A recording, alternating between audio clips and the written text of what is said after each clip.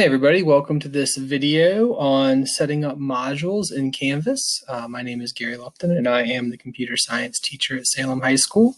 And this is one video in a video series on setting up courses in Canvas based on the Salem City Schools requirements that we use a particular 5 links and a workflow navigation that's consistent across the district in order to help make this process easier for students and parents. So again, the focus of this video tutorial is on creating modules, which is one of the the biggest things that you're going to do in your course. So let me go ahead and I'm going to go to my Computer Science Foundation course to get started on this. And a lot of the work that we've done so far through the video series is really establishing routines for students and really establishing beginning of school kind of course expectations. And modules really have a lot more to do with the instructional process or the instructional plan that you as a teacher are going to use and that you want students to be able to see when they work through your course. So the way that I want to help us think about this is I'm going to go into my announcements link.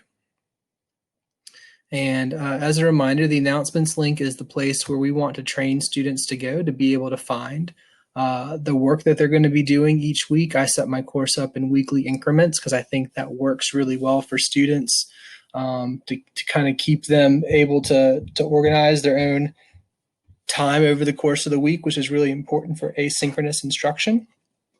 And the other reason being, if we did like daily announcements, it does start to feel a little bit overwhelming for students. And if we're assigning so much work in a single day that it takes up a lot of announcement space, that's probably something we want to rethink, at least for a high school level class where we'd only see students for 50 minutes a day.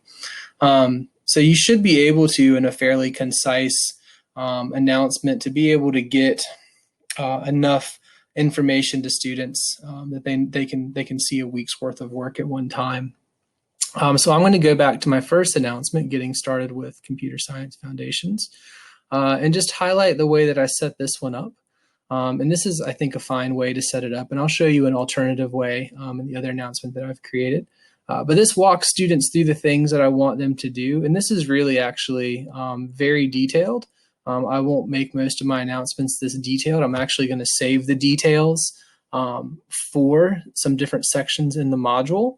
But this is giving, again, very clear, concise instructions to students about the things that I want them to do basically the first day of class in order to be prepared to go ahead and get started with taking the Computer Science Foundations course. So as we look through this again, there's kind of 4 spots here that I want students to do. One is review the syllabus page and complete the quiz at the end of that. Join a Remind account. Sign up for our Code HS online class. This is a separate online system that has activities for students to do that are related to high school computer science courses. And then I actually have a pre-test that I'm going to have them take within the Code HS section of the course of Code HS. So again, this is one way to set it up, and this is fine. The other way, and you'll see where this ties into modules here in a minute, so bear with me. The other way is this week 1 activities page. So in this one, what I've done is I've actually, again, reduced the amount of content that I have for students to read in this announcement, and I've really displaced that content into these different assignments that students will find within their modules. So for example, if they were to click on the Getting Started with CFS link, it would take them right back to the announcement we were just on. That's going to, again, give them step-by-step directions in how to do the different things I'm asking them to do. However, some of these other assignments, what's going to happen here when I click on what is cybersecurity is it actually takes me to a separate assignment page where I give them super short, concise instructions, complete the what is cybersecurity lesson in 1.1 in Code HS. And I could certainly give them more detailed instructions. I can certainly give them a little quick, like 2-minute video showing them how to get into lesson 1.1 in Code HS and what they're doing there. And those will be things that I do set up as we get going in the course. But for right now, you can kind of see, again, the idea here is that it's taking them right to where I want them to be able to do the assignment that I've asked them to do. And you'll see the same is true of the other links that I have here. They go right to that assignment. And so where this plays in is in the creation of these modules. So I'm going to click on the modules link right now. And students will have access to this modules link, so we want to have this set up in a way that makes sense to them. But in my week 1 resources, so I've given students the assignments and activities. So this can be learning activities, assessments, any variety of things that you want students to be able to do. But again, I've given students basically this group of activities and assignments that I want to have them complete in the first week of the course. And so the way this is kind of set up, this actually will take me to a different page. Yep, and it'll ask me to open up my syllabus in a new window, which I can. But notice down here for the module, I have a next button, but no previous button. And if I hit next, it'll take me to the very next item that exists in the module that I set up. This is the quiz related to the syllabus that I had students review for one of those first day of class activities. So it gives them all the information on that. And if I hit next again, it takes me to the Remind assignment that I set up for them. So I want them to join Remind so it can, again, show them how to get to Remind and then gives them the join code for our class. I hit next again. It takes them to the page where they create a Code HS account, so the sign up page and the information they need to sign up for that website. And I hit next. So you see the point of the module really is to give students kind of a step-by-step guide through the activities that you've asked them to do that week. So even though in the announcements we're going to establish the order that we want to have students complete the assignments, whether it's through a little chart like this one, or whether it's through a more detailed announcement similar to this one. Again, the whole thing we're trying to get to is let's get students to see just kind of one step at a time, the things that we want them to do, and let's have that line up with our modules. So again, the module activities are created in the same order that I would, again, assign them through the announcement. So my week 1 is already set up here, and you can see, again, I have some assignments. Little icons on the side tell you these are assignments. The little rocket ship is a quiz. The little links is an external link, so this would actually take you to an external site. But let me show you how to actually create some of these things with the week 2 resources. So I'm going to go ahead and hit my add sign. And what this is going to let me do is pick from any of the assignments, quizzes, files, pages, discussions, text, URLs, external tools, all of these different things I can pick from to add to my module. So let's say for week 2, the first thing I want to have students do is a little like do now activity where they discuss some of the things that they learned about from the previous week. So what I might do here is I go to my discussions link, and I'm going to add a new discussion. And I'm going to call this the CIA triad discussion. So I'm going to ask students, which of the 3 aspects of the CIA triad do you think is most important for cyber security experts and or practitioners?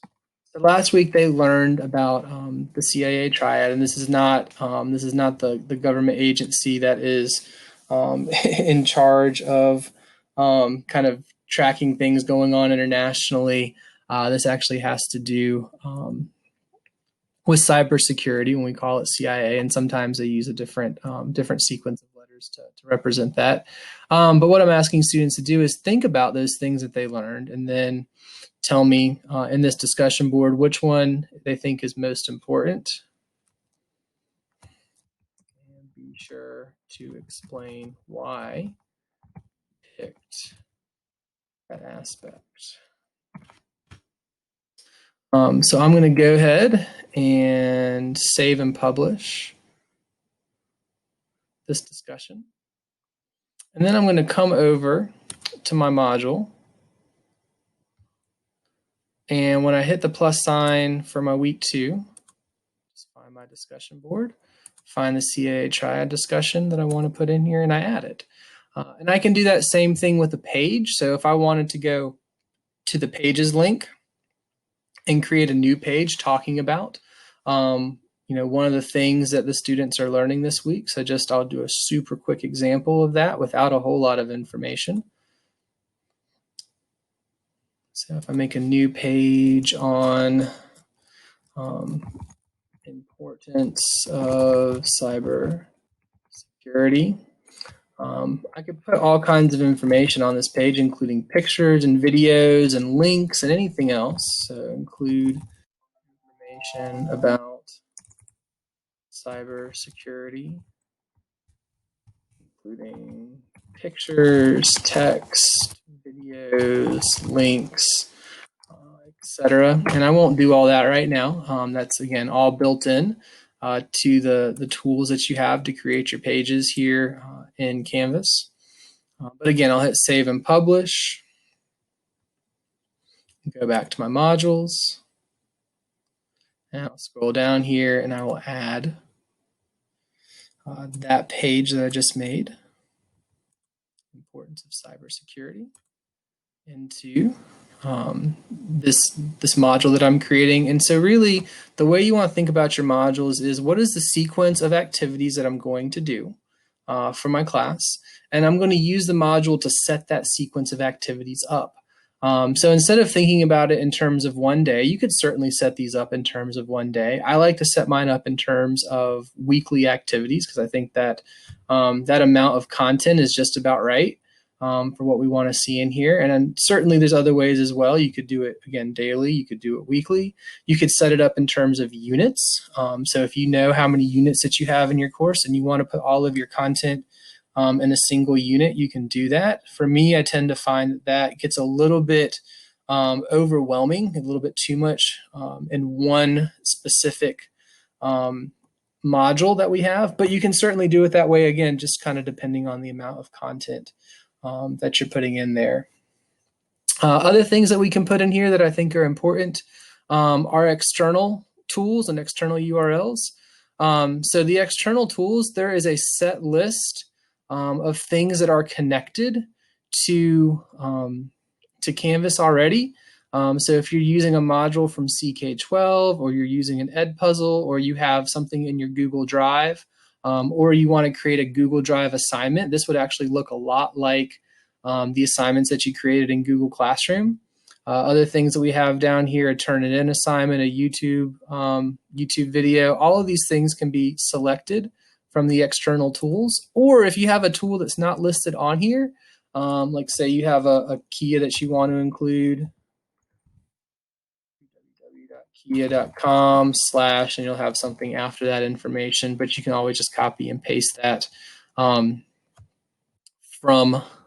the Kia site directly.